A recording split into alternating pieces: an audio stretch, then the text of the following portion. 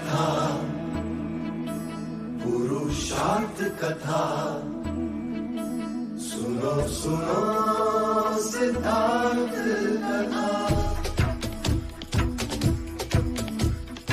सत्य कथा, पुरुषार्थ कथा, सुनो सुनो सिद्धार्थ कथा। चढ़ते सूरज सा तेजवान वो कीर्तिमान, हुंकार भरे जब कूच करे, थर थर कांपे आसमान। वो राजपुत्र वो शूरवीर, पर्वत को भेद दे उसके तीर, शांति का स्रोत करुणा की धार, निर्झर झरे मन से अपार। वो राजपुत्र वो शूरवीर, पर्वत को भेद दे उसके तीर, है शाक्य वंश का वो तारा, जगमग है जिससे जग सारा। सत्य कथा, पुरुषार्थ कथा, सुनो सुनो सिद्धार्थ कथा।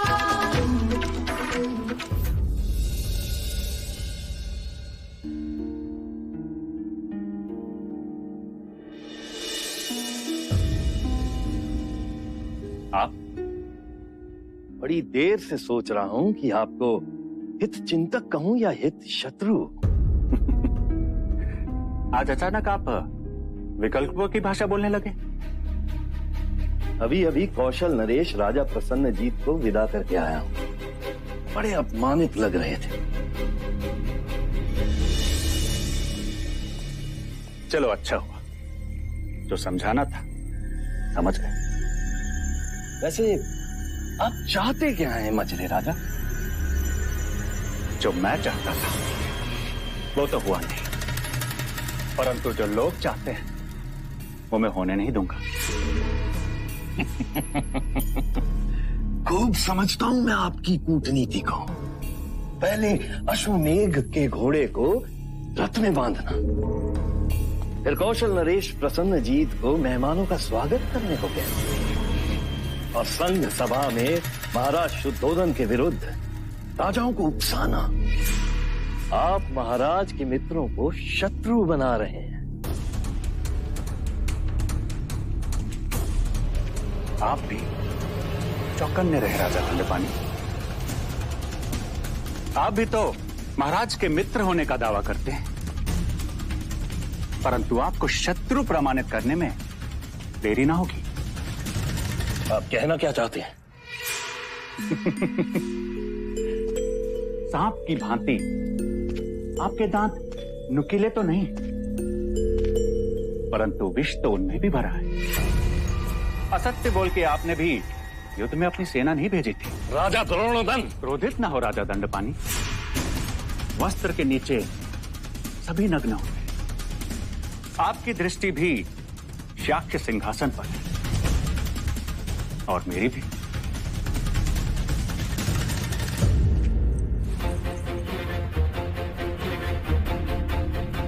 कहा ना, वस्त्र के नीचे सभी नग्न होते हैं।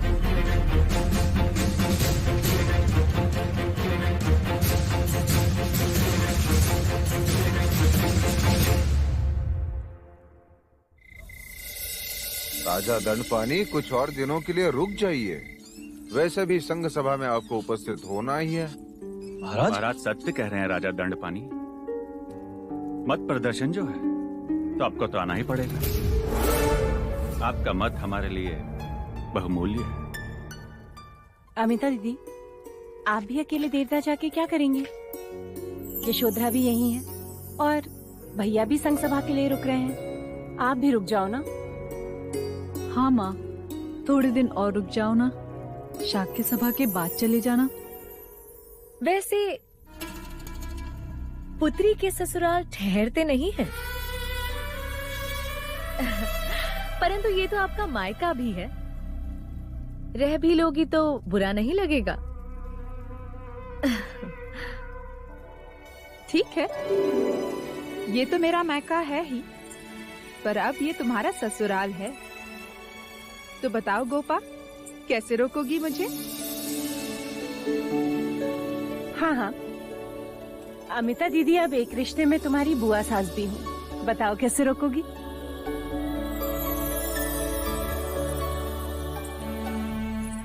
अमिता बुआ जी, आपसे विनती है, जब आप इतने दिनों बाद विवाह में आई हैं, तो कुछ दिन और रुक जाओ, जिससे इस नई वधू को आपकी सेवा का अवसर मिले।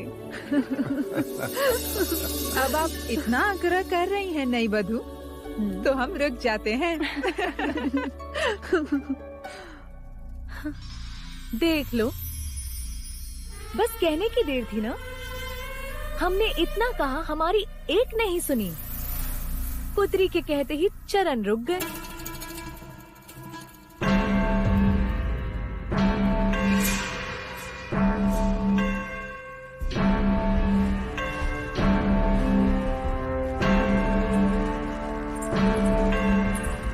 ये इस समय कौन आया है? कमू का देखो कौन आया। जी महाराज।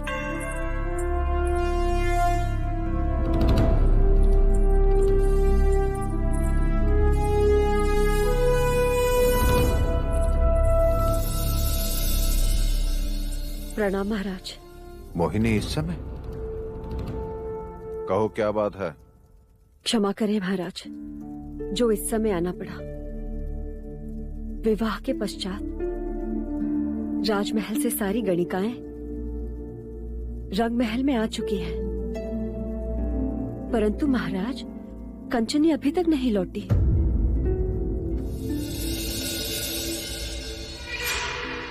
हमने उसे हर जगह ढूंढने की कोशिश की, परंतु वो कहीं नहीं मिली।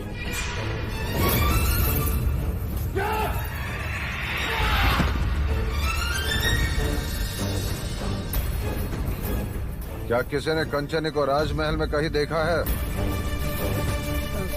नहीं महाराज। जी महाराज, मेहंदी की रात को मैंने कंचनी को राजकुमारी यशोधरा के कक्ष से बाहर आते देखा था। हाँ, वो मुझसे मिली थी। तुम्हारा संदेश मिलने पर जब मैं तुमसे तालाब पर मिलने जा रही थी, तब कंचनी ने ही मुझे रोका था कि युवराज कुमारों के साथ चौसर खेल रहे हैं और हल्दी के पश्चात महल से बाहर जाना मना है। पर मैंने तो तुम्हें तालाब पर बुलाया नहीं था। तो फिर कामुका ने मुझसे ये क्यों कहा कि आपने मुझे तालाब पर मिलने बुलाया है?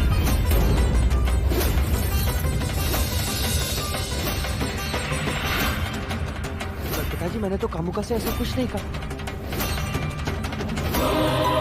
कामुका, क्या तुमने ये संदेश यशोधरा को दिया था?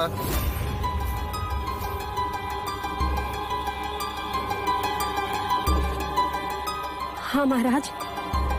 किसके कहने पर दिया था?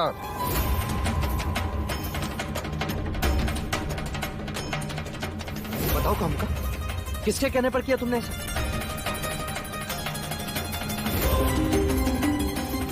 बताओ।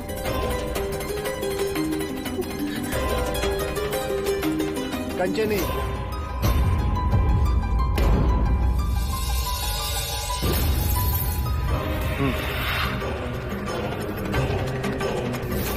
हाँ,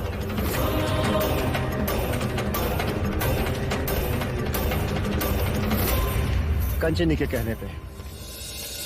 तुम कैसे जानते हो? जब कंचनी कामुका को संदेश देने का काम सौंप रही थी, उस समय मैं वहां उपस्थित था।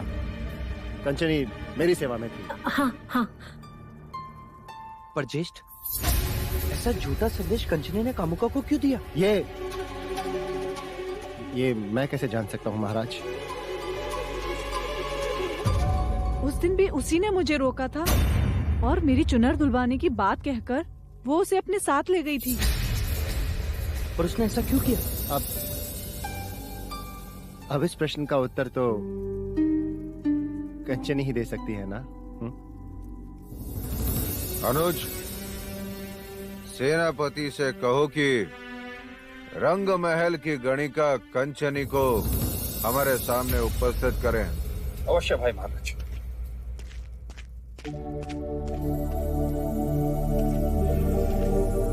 आप चिंता ना करें मोहिनी देवी। कंचनी कहाँ है और उसने ऐसा क्यों किया, इस प्रश्न का उत्तर हम जल्दी ही ढूंढेंगे। जी प्रणाम महाराज।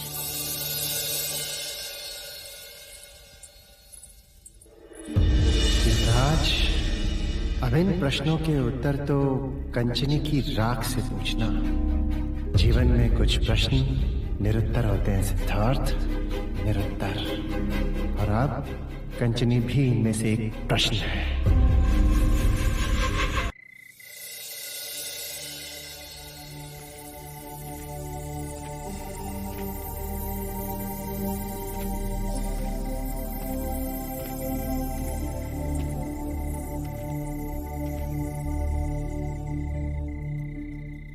चांद देख रहे हो? नहीं तो सितारों से बात कर रहे होगे? नहीं। फिर तो अवश्य उल्लू से ही बात कर रहे होगे। नहीं काकी माँ। तो फिर इस समय यहाँ अकेले क्या कर रहे हो युवराज? काकाश्री, जब से मोहिनी देवी ने मुझसे कंचनी की बात की, तब से मुझे उसकी चिंता हो रही है। मन में एक के बाद एक जैसे प्रश्नों की माला बनती जा रही है कि कहाँ होगी वो, कैसी होगी वो। और उसने गोपा को कामुका के द्वारा यह संदेश क्यों भेजा कि मैंने उसे तालाब पर बुलाया और फिर स्वयं ही जाकर उसे रोका। तुम व्यर्थ चिंतित हो रहे हो सिद्धार्थ। सैनिक उसे ढूंढ रहे हैं, मिलने पर सारे प्रश्नों के उत्तर मिल ही जाएंगे। वैसे भी कोई स्त्री गणिका का जीवन नहीं जीना चाहती। जब भी किसी को कोई योग्य साथी मिल जाता है तो वो उस अवसर को जाने नहीं देती, चली जाती है। कदाचित उर्मिला की तरह उसे भी कोई मिल गया हो। हाँ? तथास्तु, यदि ऐसा हुआ है तो मुझे बहुत आनंद होगा। तुम बहुत भावुक हो सिद्धार्थ, जो एक गणिका के लिए इतनी चिंता कर रहे हो। नहीं होता, किसी को पता नहीं होता कि वो जीवित है या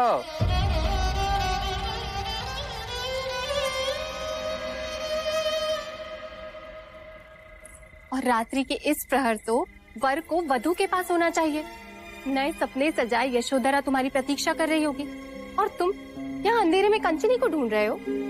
विवाह के दूसरे दिन कोई अपनी भार्या को इस तरह अकेला छोड़ता है भला? नहीं ना सिद्धार्थ, तुम्हारा प्रथम कर्तव्य यशोधरा को खुश रखना है। जी काकी। और हाँ, वहां जाकर अपने प्रश्नों के बाण मत चलाना, हो सके तो प्रेम के फूल बरसाना। हाँ काकी।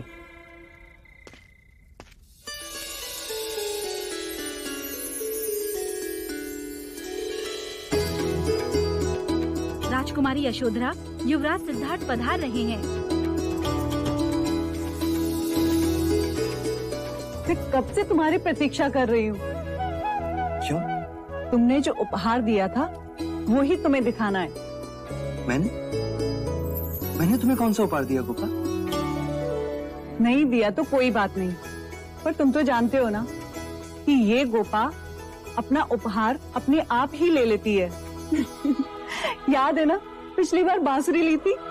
हाँ। और अब क्या चुराया तुमने?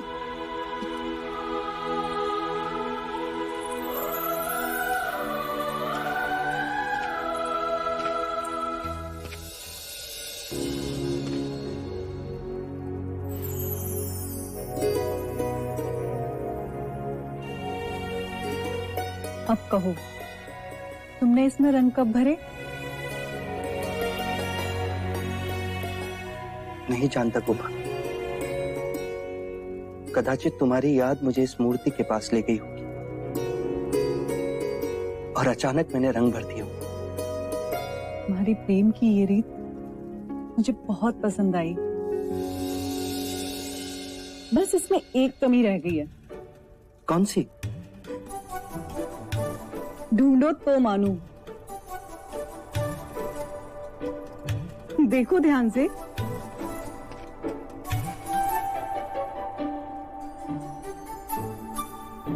मान लो कि आज तुम्हारी दृष्टि की कसौटी है।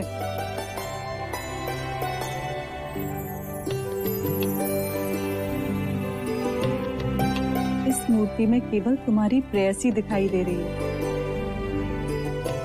पत्नी नहीं।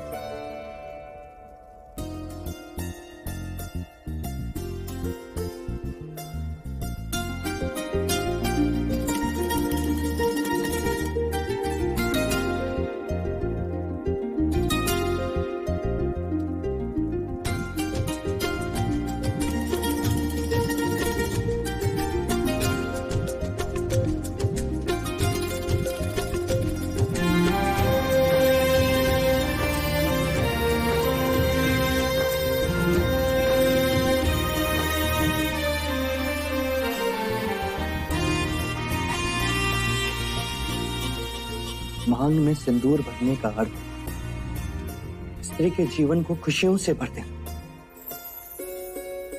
ये सिंदूर हर दिन हर घड़ी स्त्री को विवाह के उस पल की याद दिलाता है जो उसके जीवन की सर्वोच्च घड़ी होती है।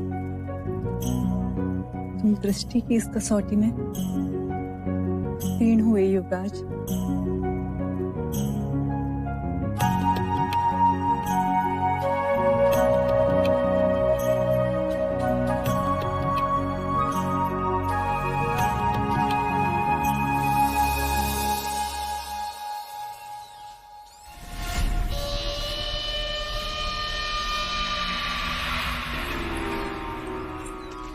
उत्तर दो देव। क्या एक ही प्रश्न तुमसे बार बार पूछना पड़ेगा? मैंने कहा उत्तर दो देव।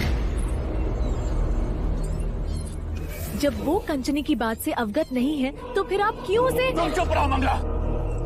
जितना तुम इसे जानती हो उससे अधिक मैं इसे जानता हूं। आंखें बता रही इसकी।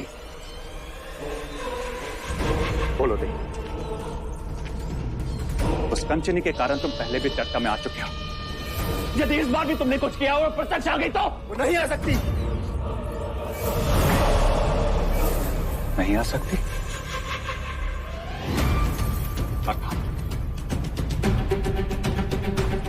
प्रत्यक्ष वो आते हैं जो जीवित होते हैं। मार दिया मैंने उसे।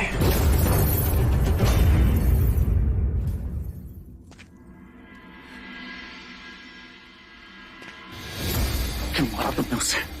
बताओ क्यों मारा तुमने उसे? क्योंकि यशोधरा की जगह वो आ गई थी। यशोधरा? कहना क्या चाहते हो तुम? क्या करने जा रहे थे तुम यशोधरा के साथ? देवदत्त! उसका अपहरण? महाराज को इस बात का पता चल गया तो हम सबको राख बना देंगे, देश निकाला दे देंगे कपिल वस्तु से। क्या हो गया है तुम्हें? युद्ध में जब अवसर था तब तो निशाना नहीं चूका तुम्हारा। वही मार दिया होता ना उसे। मुकुट पर तीर चलाने की क्या आवश्यकता थी? क्या हो जाता यदि सिद्धार्थ को मार देता तो? हाँ? क्या हो जाता? युद्ध हार जाते और सनजीत हमें बंदी बना लेता। सिंहासन तो हाथ से जाता ही, साथ में यशोधरा भी। और यदि कार्निक खेल नहीं बिगाड़ता तो मैं यशोधरा से गंधर्व विवाह करके ही लड़ता। सिद्धार्थ अपनी मृत्यु अपने आप मर जाता। मर जाता? अपने भाग्य में अमरता लिखवा कर आया है वो। क्या कुछ नहीं किया? फूलों में बिच्छू छिपाए, बच गया। सुहाग के सेज पर बिच्छू बिछाए फिर बच गया। इतने वर्षों से आप दोनों केवल प्रयत्न ही तो करते आए हैं, किंतु परिणाम क्या? केवल अंधकार और कुछ नहीं, कुछ नहीं।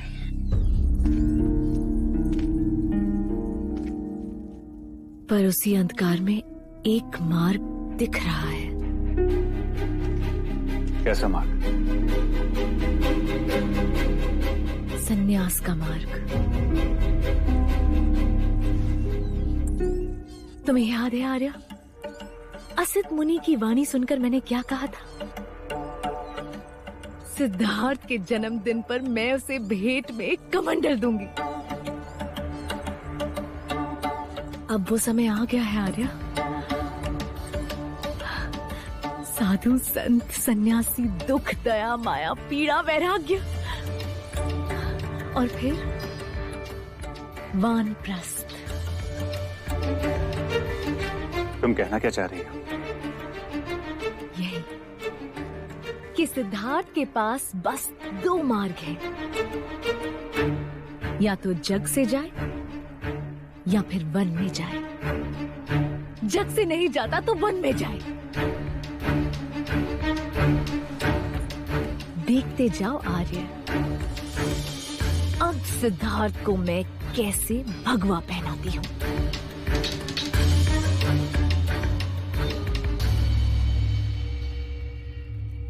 ये देखो सिद्धार्थ, ये है 7 खंडीय आवास, ये है 9 खंडीय आवास और ये 12 खंडीय आवास। ये तुम दोनों के लिए, ताकि तुम हर ऋतु में वैवाहिक जीवन का आनंद ले सको। परंतु इन सब की क्या आवश्यकता थी पिताजी? आवश्यकता है बुद्धि। नई गृहस्थी में एक दूसरे को समझने के लिए अवकाश चाहिए। तो फिर पिताजी, मैं और गोपा इन आवासों से दूर ऐसे शांत स्थान पर जाना चाहेंगे जहां प्रकृति का आवास हो, जो निसर्ग के समीप है।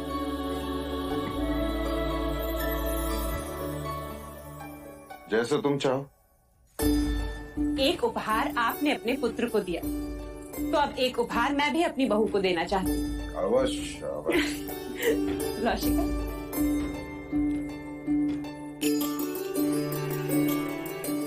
ये क्या है माँ?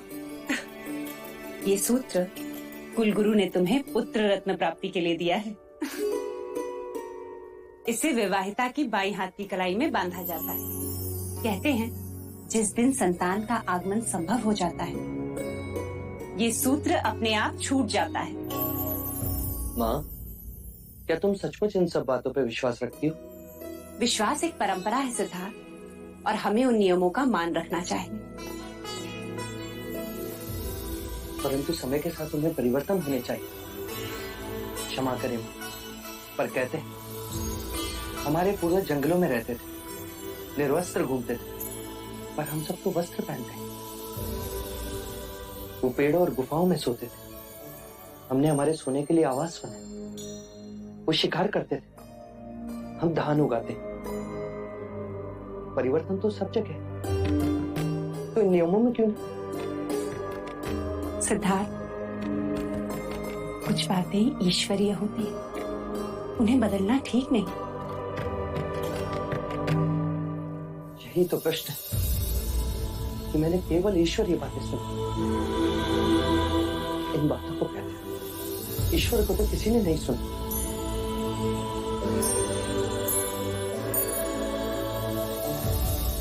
भाई महाराज, संत सभा का समय हो गया है। अनुज, चलो सदा।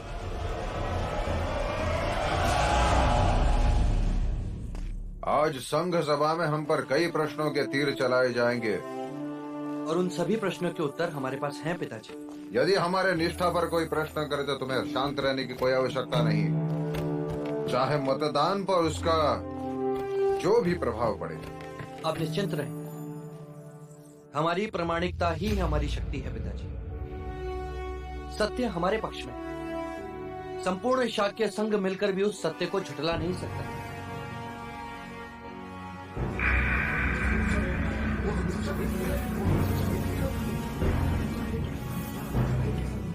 संघ की पिछली सभा जो युवराज के विवाह के कारण स्थगित कर दी गई थी, उसके कुछ अधूरे प्रश्नों पर विचार होंगे और फिर से मतदान होगा। युद्ध में लिए गए निर्णय पर उठाए गए प्रश्नों का उत्तर महाराज शुद्धोधन और युवराज सिद्धार्थ को देने होंगे।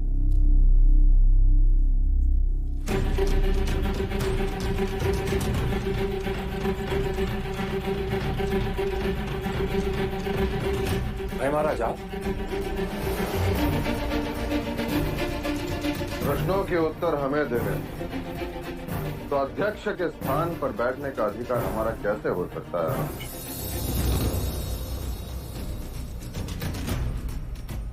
मैं राजा शुद्धोधन शाक्य संघ से निवेदन करता हूं कि वो अपने प्रश्न कर। युवराज सिद्धार्थ, आप ही ने युद्ध की व्यूह रचना की थी और आप ही ने बिना किसी से परामर्श लिए युद्ध रोकने का प्रयास भी किया। मैंने केवल प्रयास नहीं किए, युद्ध को रोका है। जहां तक प्रश्न व्यूह रचना का है, वो मेरी शिक्षा का प्रमाण था। युद्ध रोकना मेरी भावनाओं की आवश्यकता थी और मेरा मंतव्य है कि यदि मैं उस युद्ध को ना रोकता तो दोनों देश के सैनिकों के प्राण जाते और उस रक्तपात से किसी को कुछ प्राप्त नहीं होता। अपने शत्रु को पराजित करके उसे जीवित छोड़ दिया है। क्या ये राजनीति है? क्या कौशल नरेश पर विश्वास कर सकते हैं कि हम पर पुनः आक्रमण नहीं करेगा? आपके प्रश्न किसी आक्रमण से कम नहीं।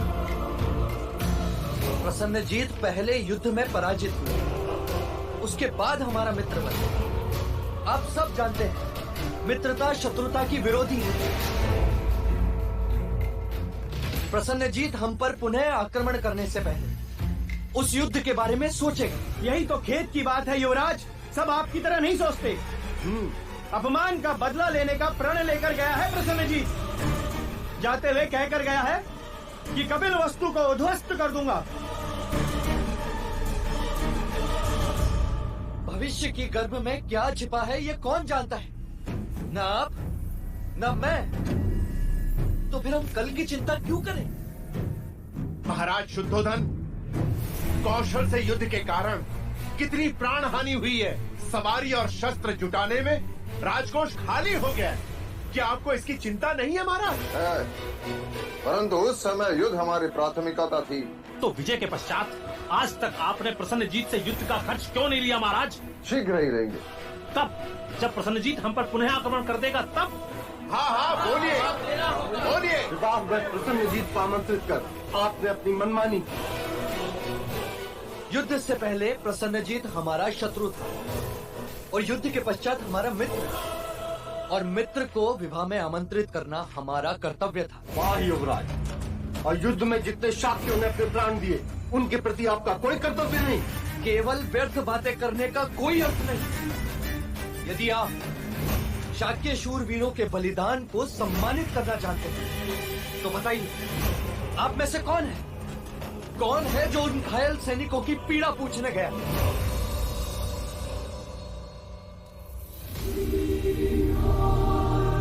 फोटो की भाप से चूल्हे नहीं चलते, अपाहिजों का जीवन नहीं चलता, केवल आपकी जिह्वा चलती है। और ये बात मैंने पहले भी कही और आज भी कहता हूं, युद्ध केवल रणभूमि में नहीं लड़े जाते, युद्ध पश्चात उन घायल सैनिकों के घरों में युद्ध लड़े जाते हैं। आप तो केवल इस तलवार का रक्त पहुंचकर अपनी विजय की गाथा का शौर्यगान करते हैं, लेकिन वो अपाहिज, वो निराधार अपना जीवन अंधेरे में व्यतीत करते हैं। कुछ सुध है आपको इस बात की?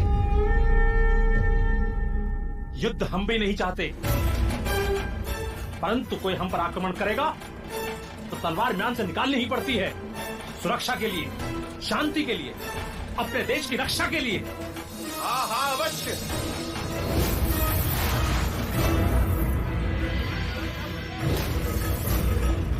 ये तलवार शांति नहीं देती, केवल रक्त बहाती है।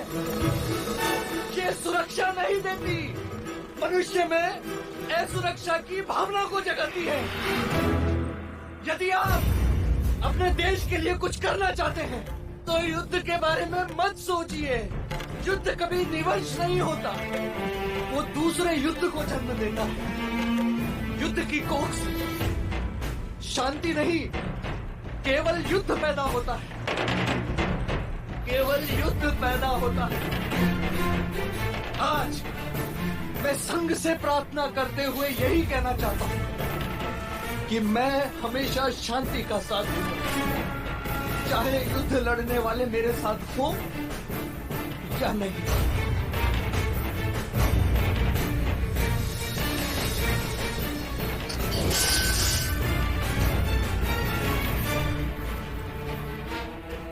यह संघ का अपमान है। हाँ, ये अपमान है। पर युवराज की बातों में मनुष्यता के लिए सम्मान है।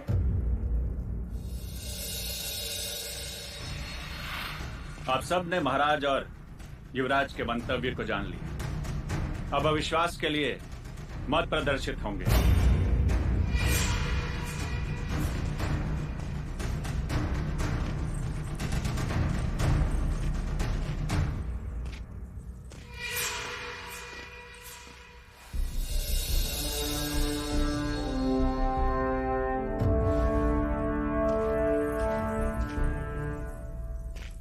शाक्य संघ अध्यक्ष होने के नाते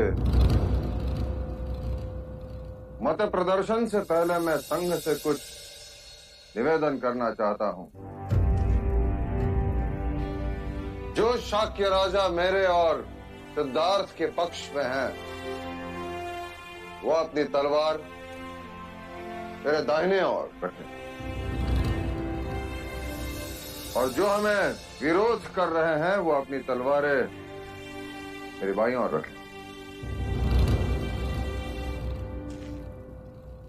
यदि मतों में मैं पराजित रहा तो मैं अभी से ये मुकुट नहीं पहनूंगा,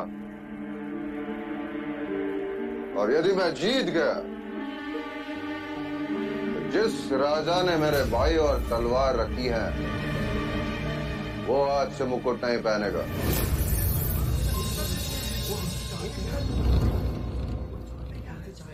शाक्य राजाओं से मेरी विनती है कि वो अपने मतों का प्रदर्शन करें।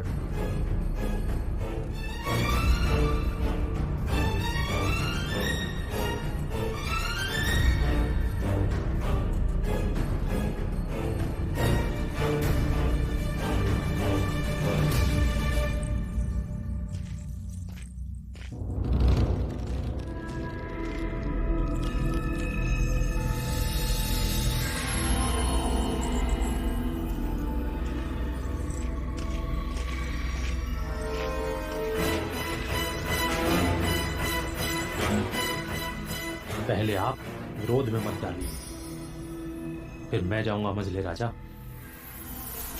अनुज द्रोणोदन,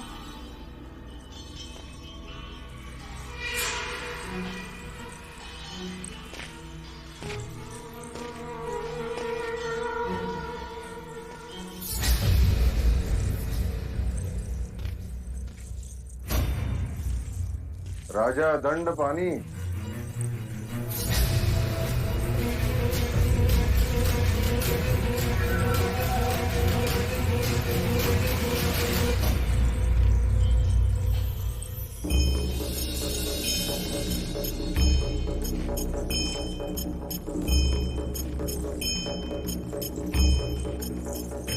अब आप लोग क्या विचार कर रहे हैं? आपके सिवाय सबने सिद्धार्थ के पक्ष में मत प्रदर्शित किया है। अगर आप विरोध में करोगे तो आप ही बिना मुकुट के घूमोगे। ये सभा अब आपके लिए नहीं रुक सकती।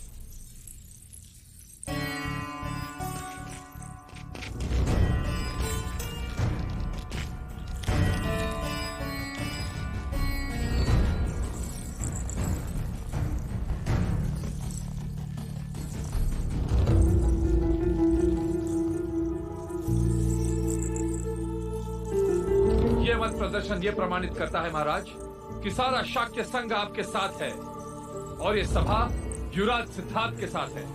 कोई विरोधी नहीं, अर्थात सब आपके और सिद्धार्थ के निर्णय के साथ हैं। महाराज शुद्धोदन की, महाराज शुद्धोदन की, महाराज शुद्धोदन की, महाराज शुद्धोदन की, महाराज शुद्धोदन की, महाराज शुद्धोदन की, महाराज की, महाराज शुद्धोधन की, महाराज शुद्धोधन की।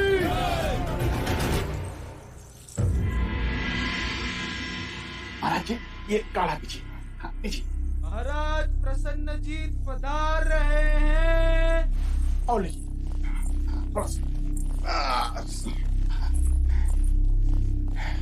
आपने हमें बुलाया, वो कल की बात थी। तुम आ जा रहे हो। जब स्वास्थ्य ठीक ना हो तो मनुष्य को अधिक बोलना नहीं चाहिए। मेरा तो स्वास्थ्य ही ठीक नहीं, तुम्हारे तो विचार ही ठीक नहीं। एक बार पराजित हो चुके, पुनः शाक्यों से युद्ध आत्मघात होगा। अब जो युद्ध होगा वो हमारे आत्मसम्मान के लिए होगा, हमारे अपमान का प्रतिशोध होगा। मित्र बनाकर उन्होंने हमारी पीठ पर वार किया।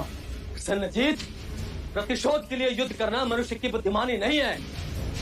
तुम अच्छी तरह से जानते हो कि सिद्धार्थ के विवाह में सारे पड़ोसी राजा उपस्थित थे। हमें किसी राजा का भय नहीं, शाक्यों से युद्ध अटल है पिताजी। महाराज, महाराज, कपिल वस्तु स्वस्थ होके रहेगा। महाराज, महाराज,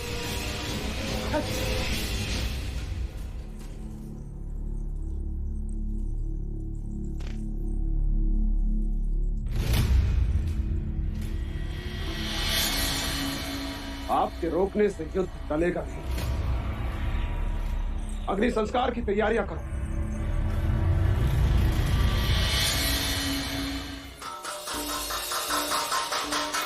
मंगल मंगल मंगल, केवल शुभ मंगल हो। क्या बात है काकी माँ, आप बड़ी प्रसन्न दिख रही हैं। केवल मैं ही नहीं, सारा महल, पूरा राज्य, सब खुश हैं। पूछे तो क्यों?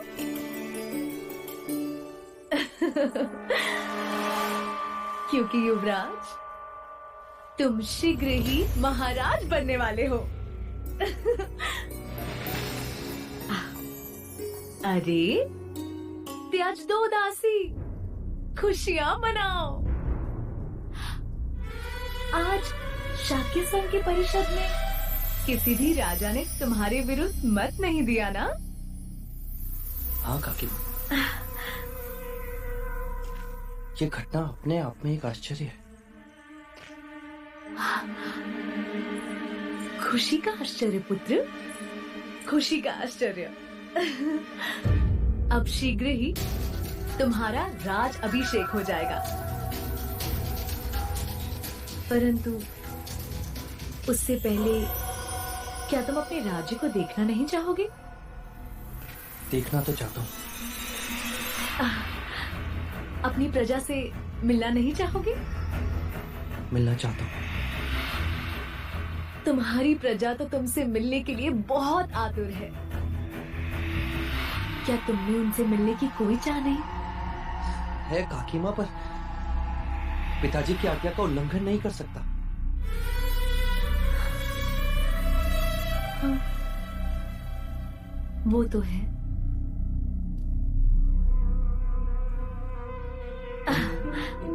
इधर आओ।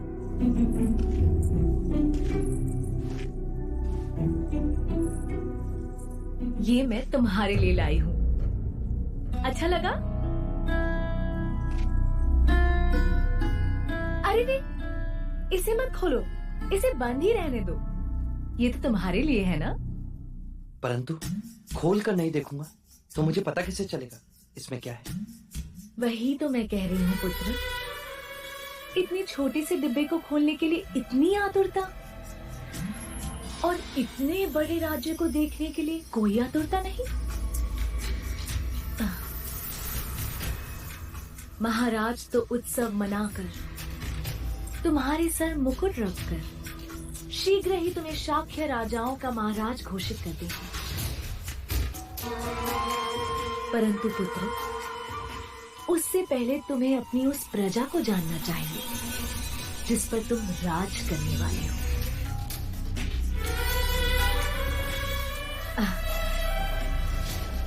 कदाचित मैंने कुछ अधिक कह दिया हो तो क्षमा करना पुत्र। नहीं काकी माँ, आपने सत्य कहा। मुझे अपने राज्य में भ्रमण कर अपनी प्रजा से मिलना चाहिए।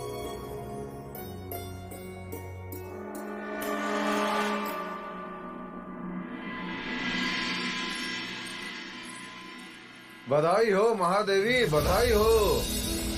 गरीबों में अन्न बांटो, ब्राह्मणों को दान देकर खुश करो। आज तुम्हारे पुत्र ने शाक्य सभा में सभी राजाओं का वाक कर दिया।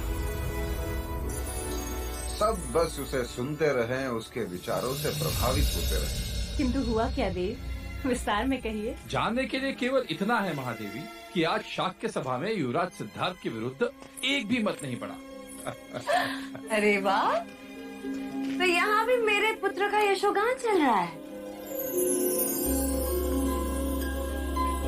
मैं चाहता हूँ कि अब सिद्धार्थ ही राज का कारोबार संभाले, उसकी कार्य पद्धति को समझे जाने, ताकि मैं उसका राज्याभिषेक कर सकूं और राजपाट के बंधन से मुक्ति पा सकूं। राज्याभिषेक? परंतु आज ही तो आपने कहा था कि मैं और गोपा जहां जाना चाहें वहां जा सकते हैं। हाँ, मैं अब भी उस कथन पर कायम हूँ। राज्याभिषेक बाद में होगा। बोलो, कहाँ जाना चाहते हो? कपिलवस्तु की सीमाओं के बाहर।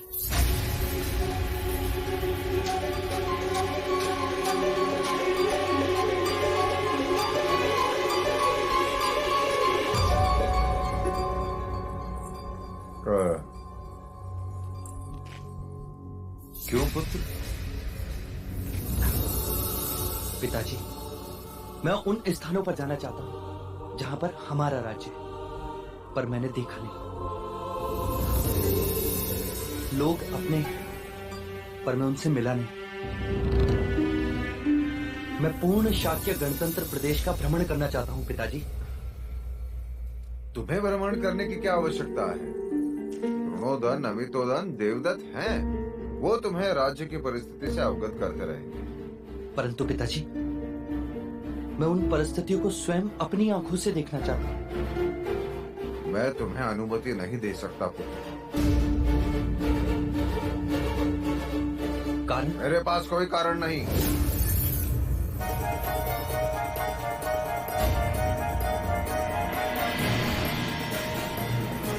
तो फिर मैं भी राज्य का कार्यभार नहीं संभाल सकता। अपना राज्याभिषेक नहीं करवा सकता।